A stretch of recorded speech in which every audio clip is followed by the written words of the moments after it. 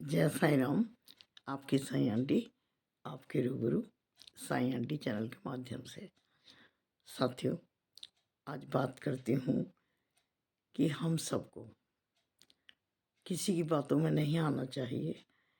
कभी कभी कोई व्यक्ति अपनी बात कह के चला जाता है और हम उस पर अमल कर लेते हैं बिना कुछ सोचे समझे, तो हमें बहुत नुकसान उठाना पड़ता है। आप कहेंगे कैसे? एक छोटी सी कहानी के माध्यम से आपको बताती हूँ कि दो दोस्त थे, बहुत दिनों बाद मिले। एक का नाम सुरेश, एक का रमेश। सुरेश ने पूछा, रमेश आजकल क्या कर रहे हो?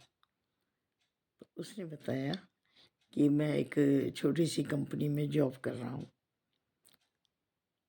तो दोस्त ने पूछा कि कितने पैसे मिलते हैं, तुम्हारी सैलरी कितनी है?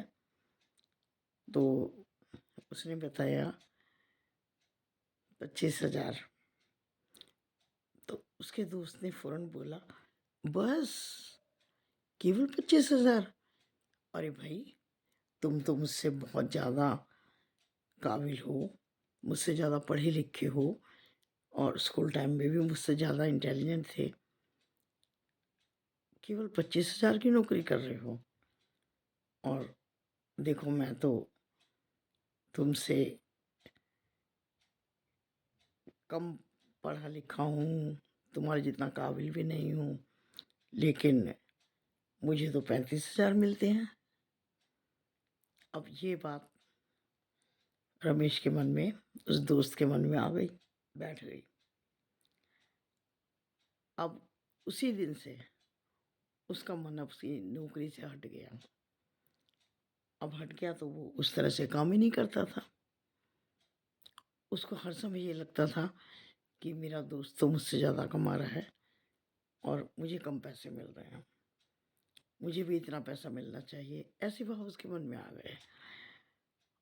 इससे क्या हुआ कि उसकी जो काम की दक्षता थी, निपुणता थी, गुणवत्ता थी, कम हो गई, क्योंकि उसका मन नहीं लग रहा था काम में। लापरवाही करनी शुरू कर दी। अब जो बॉस था वो नाराज होने लगा। तो उसने फिर कहा कि मेरी सैलरी बढ़ा दो। तो बॉस ने सैलरी बढ़ाने से मना कर दिया, तो उसने रिज़ाइन कर दिया। बिना कुछ सोचे समझे रिज़ाइन कर दिया और उसके बाद नई नौकरी ढूंढने लगा। ढूंढते ढूंढते साथियों, उसे 6 महीने 8 महीने लग गए। अब जॉब इतनी आसानी से तो मिलती नहीं है, आप देख रहे हैं। अब उसको क्या सोचना चाहिए था साथियों, कि बहुत से लोग ऐसे हैं जिनको मेरे जैसी जॉब भी नहीं मिल रही है। मुझे 25,000 मिल रहे हैं, कुछ तो मिल रहा है ना, मेरा घर तो चल रहा है ना। लेकिन नहीं, उसने अपने दोस्त की बात को अपने दिल और दिमाग में जगह दे दी और उसका नुकसान किसको हुआ? दोस्त को तो नहीं हुआ।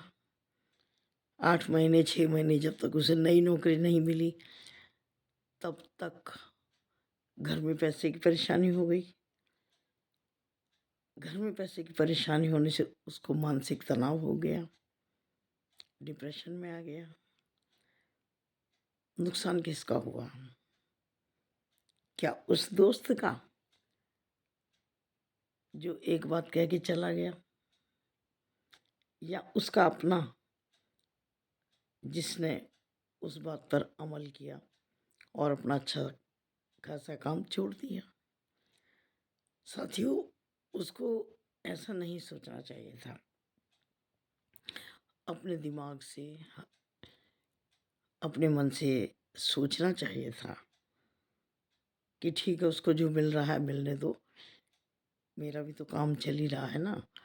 हाँ, नौकरी करते करते तलाश करता रहता दूसरी नौकरी की, और जब दूसरी मिल जाती तो फिर पहली को छोड़ देता, तो उसे कोई नुकसान नहीं होता। लेकिन उसने बिना सोचे समझे अपने दोस्त की बात को सुन करके और अपनी नौकरी से रिज़ाइन कर दिया। कितना नुकसान हुआ।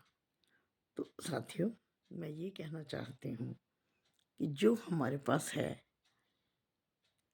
पहले उसको संभालना आना चाहिए हमें, और हमें कभी दूसरों की बातों को सुन करके अपने मन मस्तिष्क में जगह नहीं देनी चाहिए बिना सोचे समझे। पहले उस बात को सुनो, समझो, उसका लाभ हानि सब सोचो, उसके बाद निर्णय लो, भावावेश में आकर नहीं। जब हम भावावेश में निर्णय लेते हैं, बिना कुछ सोचे समझे निर्णय लेते हैं, वो हमेशा हानिकारक होता है। अब उस दोस्त को हानि हुई ना कि 6-8 महीने उसे सैलरी नहीं मिली, परेशान हुआ अलग, मानसिक तनाव हुआ अलग, स्वास्थ्य खराब हुआ अलग, घर में दिक्कत हुई, तनाव भरा वातावरण हुआ, सब अलग। और नई नौकरी के लिए इधर उधर भाग दौड़ करते करते कितना परेशान हुआ वो। तो साथियों, हमें बहुत समझदारी से काम लेना चाहिए। हर चीज़ को देखना परखना चाहिए अपने हिसाब से, उसके बाद किसी की बात को मानना चाहिए। यूं ही नहीं कि किसी ने कुछ कहा और हम एकदम उससे प्रभावित होकर बिना सोचे समझे उसकी नकल करने लगे, क्योंकि उस दोस्त ने तो यही सोचा ना कि वो ठीक कह रहा मेरा दोस्त, उसको इतनी सैलरी मिलती है तो मुझे भी इतनी मिलनी चाहिए। तो कहते हैं ना कि आधी को छोड़ पूरी को दावे, न आधी मिले न पूरी पावे। तो जो हमें ईश्वर ने दिया है हमारे लिए पर्याप्त है।